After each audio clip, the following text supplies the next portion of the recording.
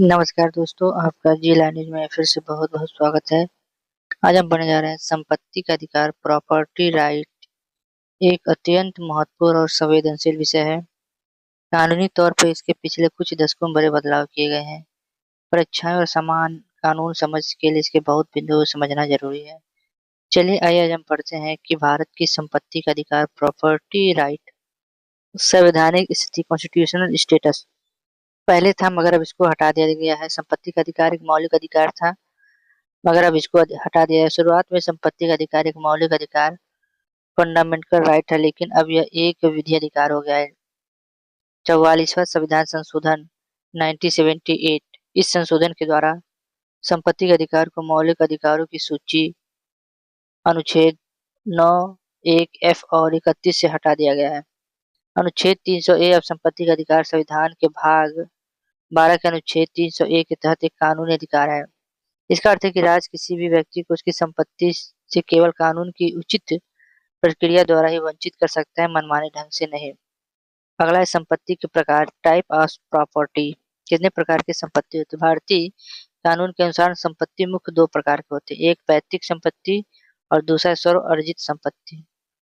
जैसे वह पैतृक संपत्ति का जो माँ बाप दादा परदादा की रहती है उसे संपत्ति जो 4 पीढ़ियों तक पुरुषों को विरासत में मिलती है, इनमें जन्म से ही अधिकार मिल जाता है। जैसे संपत्ति जो 4 पीढ़ियों से चल रहा है, पुरुषों को विरासत में मिल जाता है, इसमें जन्म से ही अधिकार मिल जाता है। उसके बाद है स्व-अर्जित संपत्ति सेल्फ एक्वायर्ड प्रॉपर्टी। इसमें क्या वो संपत्ति जो व्यक्ति ने अपने कमाई से खरीदी हो या उपहार वसीयत के माध्यम से प्राप्त की हो, इस पर मालिक का पूरा अधिकार होता है और वो जिसे चाहे उसे दे सकता है।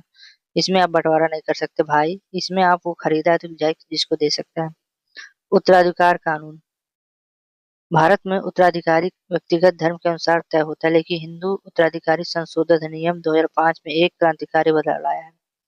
बेटियों का समान अधिकार अब बेटियों को भी पिता की पैतृक संपत्ति में बेटों के बराबर हिस्सा मिलता है, चाहे उनकी शादी हो गई हो या ना हो गई हो।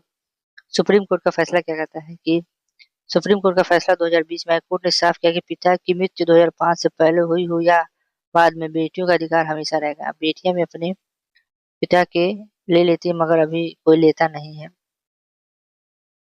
प्रतिकूल कब्जा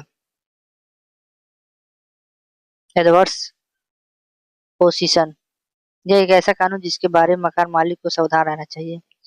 ये क्या होता है कि अगर कोई व्यक्ति किसी संपत्ति पर 12 वर्ष तक बिना किसी रोक-टोक और मालिक की जानकारी में कब्जा बनाए रखता है तो कानूनी तौर पर उस संपत्ति के मालिकाना हक का दावा कर सकता है। 12 साल अगर 12 साल तक किराएदारी रहता है तो उस पे कब्जा कर सकता है।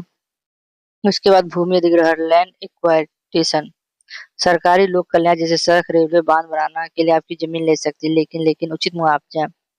भूमि अधिग्रहण में सरकार को बाजार दर से उचित मुआवजा देना अनिवार्य है। पुनर्वास प्रभावित लोगों के रहने और रोजगार की व्यवस्था करना भी सरकार की जिम्मेदारी है। तो ये है 4 भूमि के संपत्ति का अधिकार। इसी में से सवाल आपको आएगा। तो अगर आपको वीडियो अच्छा लगे तो हमारे चैनल को लाइक से सब्सक्राइब जरूर कर लें। आज के लिए बस इतना, फिर मिलते हैं नई वीडियो में। जय हिंद, जय भारत।